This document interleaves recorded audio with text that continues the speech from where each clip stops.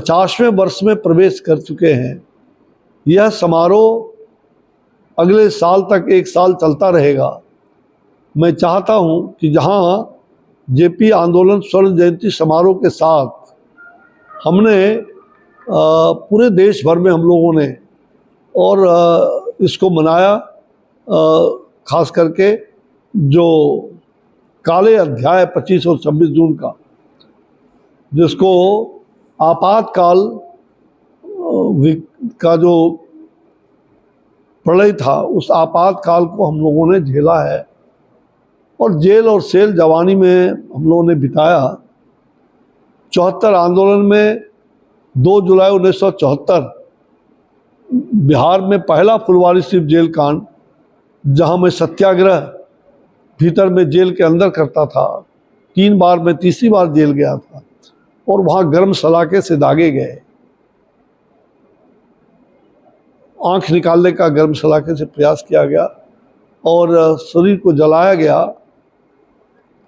तावा जिस पर रोटी पे सेकते हैं उस पर सुलाने की बात आई और मैं बेहोश हो गया। और फिर जेपी को मालूम होता है और फिर मुझे पीएमसीएच में भर्ती किया गया और मैं लगभग 6 महीना यूँ तो, और किडनी को मरोड़ दिया था, जिससे रक्त से पेशाब 7 वर्षों तक आते रहा और इमरजेंसी में भी मैं लगातार जेल और अस्पताल में रहा। उसके पहले ये 74 आंदोलन की घटना। तो आपातकाल में मेरे जैसे और 74 आंदोलन में सैकड़ों लोगों के साथ जो छात्र, मैं उस समय 21वां वर्ष पार करके 22वां में पहुंचा था 74 में, और जेपी उस समय 72वां वर्ष में प्रवेश किए थे। आज मैं गौरवान्वित हूँ कि मैं बच गया हूँ। आज मेरा 72वां वर्ष प्रवेश हुआ है, आज मतलब पहले हो चुका है इस साल में। और जो जेपी 72 वर्ष के थे, तो मुझे जेपी से जो प्रेरणा मिलती रही है और उनकी प्रेरणा से ही मैंने अपने बाकी जीवन में तय किया है। और चूंकि ये हमारा जन्मभूमि भी है और कर्मभूमि भी है, जो भागलपुर और जो बाद के कर्मभूमि हमारे बक्सर, जो तपोभूमि के रूप में है, हमारे पूर्वजों की भी भूमि रही है, भगवान श्री राम की पराक्रम की भूमि, ये भूमि हमसे कभी छूट नहीं सकता। ये दोनों ही मेरे जीवन के लिए बहुत ही, कहा जाए, प्रेरणा का केंद्र। और मेरे जीवन में मैंने बाकी अपने शेष भाग को समाज सेवा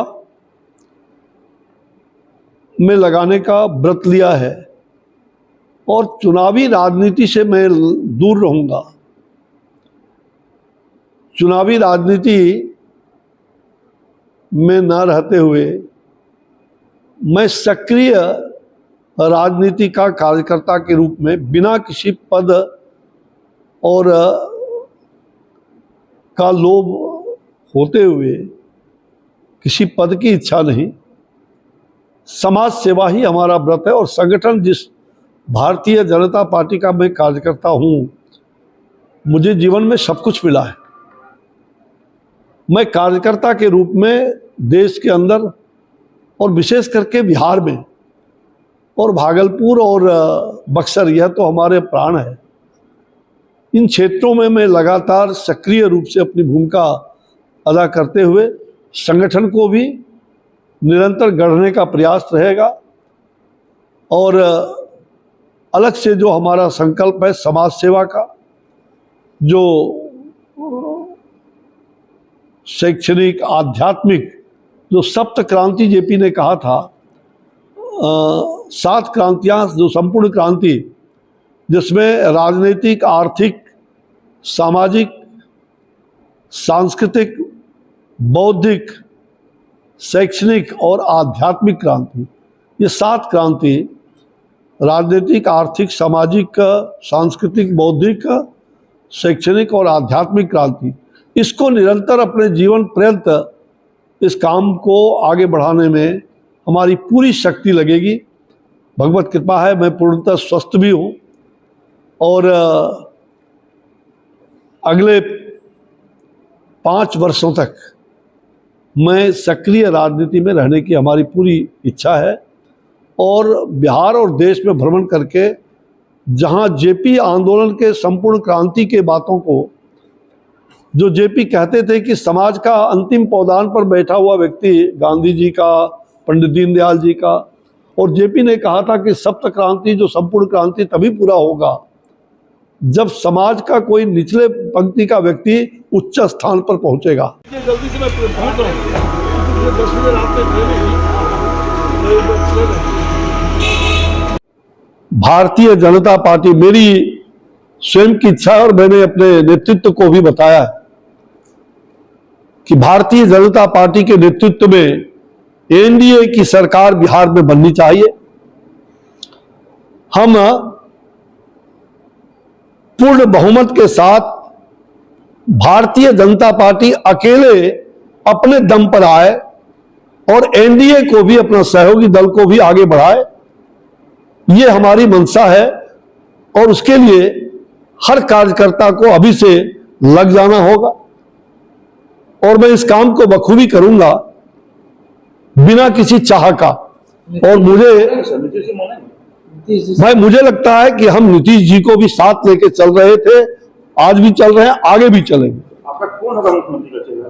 भाई मुख्यमंत्री का चेहरा तो उस समय जब चुनाव होगा उसके बाद देखा जाएगा। अभी वो पार्टी तय करेगी, केंद्र का नेतृत्व तय करेंगे, पहले या बाद में क्या होगा वो केंद्र नेतृत्व तय करेगा। लेकिन पार्टी के संगठन को, पार्टी में आयातित माल जो है वो हमें कभी बर्दाश्त नहीं। आपका इशारा प्रदेश अध्यक्ष की तरफ है? कहीं भी नहीं, हमारी अध्यक्ष की तरफ, मेरे सभी जगह जो संगठन का मूल तंत्र है, जिसको पंडित दीनदयाल उपाध्याय जी ने, श्यामा प्रसाद मुखर्जी जी ने, अटल बिहारी वाजपेयी आडवाणी जी ने जिस पौधे को सींचा है, हम सिद्धांत से कभी भी उस वसूल को कभी छोड़ नहीं सकते। इसलिए अध्यक्ष के पद पर कभी भी किसी भी अध्यक्ष, चाहे वो जिला हो, राज्य हो, प्रदेश हो, केंद्र हो, उसमें निश्चित रूप से वो संगठन के मूल का होना चाहिए। ये हमारी सोच है और ये मूल का होगा तभी हम इस राज्य और देश को आगे बढ़ा सकते हैं। और इसमें मैं शुरू से इसका आग्रही रहा हूं।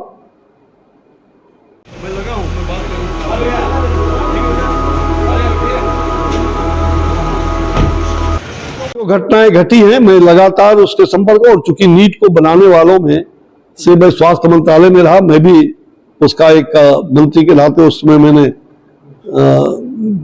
दायित्व भी लिया था कि देश में हमारे होनहार जो नीट से जाएंगे तो उनको, लेकिन आज दुर्भाग्य है ये जिन लोगों ने किया है, भारत सरकार ने उस पर सीबीआई की इंक्वायरी बैठा दी है और उसमें पूरी तरह से ऐसे लोग जो आज मैं देख रहा हूं कि कुछ लोग विपक्ष के जो हमारे विपक्ष के नेता हैं वो आरोप लगा रहे हैं, ये दुर्भाग्यपूर्ण है। वो अपने गिरबान को जहां भी चूक हुई है उस पर सीबीआई, मुझे लगता है कि जो माफिया तंत्र है, जो इस प्रकार के शिक्षा माफिया हैं, उन सब पर कठोर कार्रवाई होनी चाहिए ताकि भविष्य में कोई इस प्रकार के अंजाम न दे सके, लाखों करोड़ों छात्रों का भविष्य इसके साथ खिलवाड़ न कर सके। और इसलिए ये तो दूध का दूध, पानी का पानी होगा। अब कौन किसका पिए है, कौन किसका फोटो है, मैं उस विवाद पर नहीं जाऊंगा। लेकिन जो लोग भी इस प्रकार के गंदे काम में सम्मिलित है और रहे, उन पर कठोर कार्रवाई केंद्र सरकार करेगी और राज्य सरकार भी इसमें अपनी अग्रतर भूमिका निभाए, इसमें दो मत नहीं। रूप में मैंने आग्रह किया, राष्ट्रपति जी जो द्रौपदी मुर्मू जी से भी मैंने, जब वो पहला दिन बनी थी और मैं मिलने गया था, तो उनसे मैंने आग्रह किया है कि आप एक बार चल करके वहां देखें। उसके पहले कोविंद जी को भी मैंने कहा था, कुछ केंद्र सरकार ने उस समय राशि भी दिया था, नरेंद्र भाई मोदी जी ने, प्रधानमंत्री जी ने, लेकिन वो काम अभी द्रुत गति से नहीं बढ़ रहा है। मुझे लगता है कि विक्रमशिला को, चूंकि जब खंडहर के रूप में नालंदा हो गया था, तो विक्रमशिला के विश्वविद्यालय के जो पाल वंश ने ही नालंदा को बनाने का काम किया था, नालंदा का संरक्षण किया था। इसलिए विक्रमशिला विश्वविद्यालय ये निश्चित रूप से अब इसको भी इंटरनेशनल अंतर्राष्ट्रीय उसी तर्ज पर नालंदा विश्वविद्यालय के तर्ज पर विकसित करने की सरकार की मंशा होनी चाहिए और सरकार को करनी चाहिए।